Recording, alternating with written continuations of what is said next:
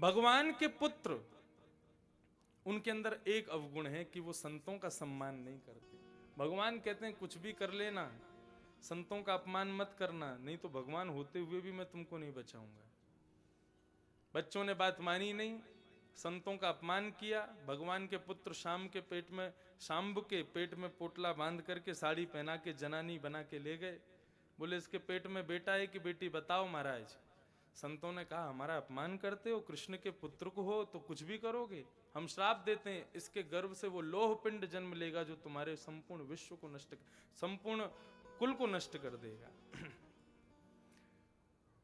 लोह पिंड को घिस करके समुद्र में डाल दिया, एरका नाम की घास बन गया। मद में सभी यदुवंशी एक दूसरे से लड़ने लगे, एक दूसरे पर उठा उठा करके घास फेंक के एक दूसरे को मार दिया।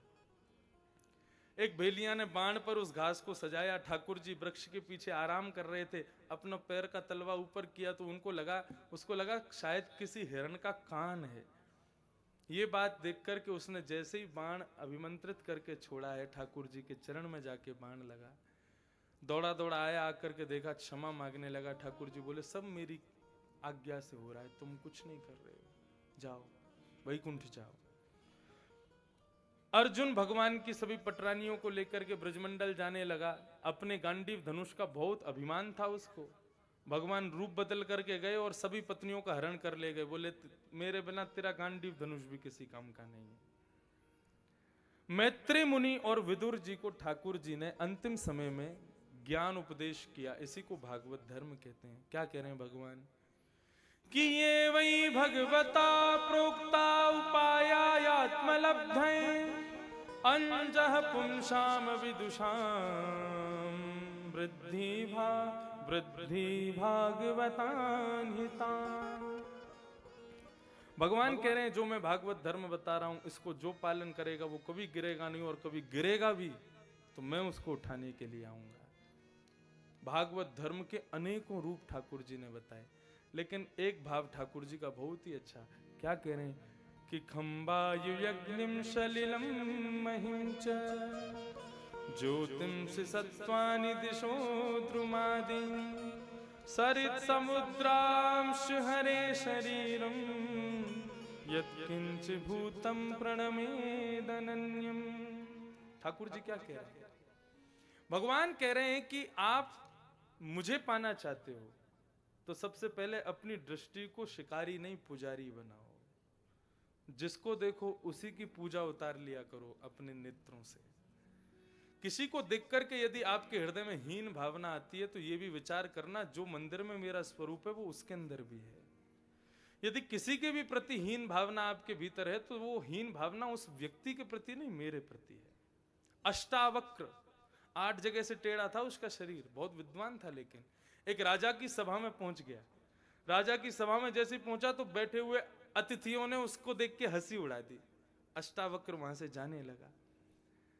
राजा ने प्रणाम की, क्षमा की। बोले प्रभु क्षमा कर दें।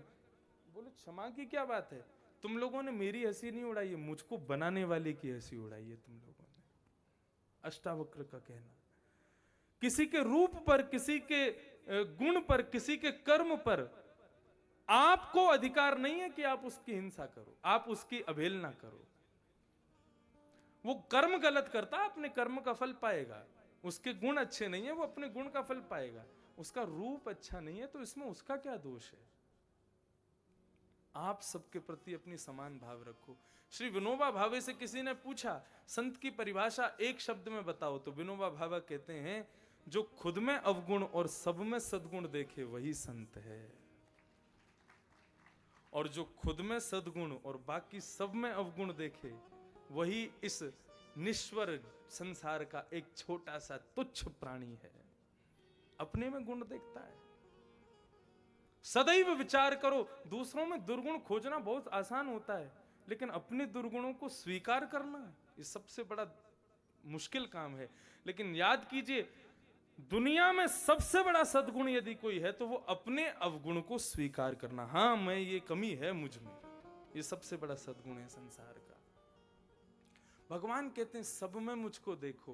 क्या पता सब में देखते देखते देखते देखते एक दिन मैं ही तुमको दिख जाऊं। इस प्रकार भागवत धर्म बहुत सुंदर ठाकुर जी ने वर्णित किया, उन सबको हम प्रणाम करते हैं। अंत में ठाकुर जी, उद्धव ने कहा, ठाकुर जी आपके वियोग में हम कैसे रहेंगे? भगवान बोले, उद्धव मेरी ओर देख। उद्धव ने भगवान की ओर देखा। ठाकुर जी 7 बार आकाश में एक ज्योति के रूप में भ्रमण करते करते श्रीमद् भागवत में प्रवेश कर गए। बोलो भक्त वत्सल भगवान की। मेरे कपाट बंद हो, मेरे दर्शन बंद हो, मेरा धाम दूर हो, मेरा तीर्थ दूर हो, ऐसी स्थिति में मेरा अनुभव केवल एक जगह ही हो सकता है, और वो है श्रीमद् भागवत की कथा। मेरा मंदिर नहीं हो, मेरा दर्शन नहीं हो, तीर्थ नहीं हो, धाम नहीं हो, सब चलेगा, लेकिन मेरी कथा है तो तुम्हारे धाम, तीर्थ, दर्शन सब तुमको वहीं हो जाएंगे। ऐसे श्रीमद् भागवत के माध्यम से ठाकुर जी घर घर में पहुंचे हैं, जन जन में पहुंचे हैं।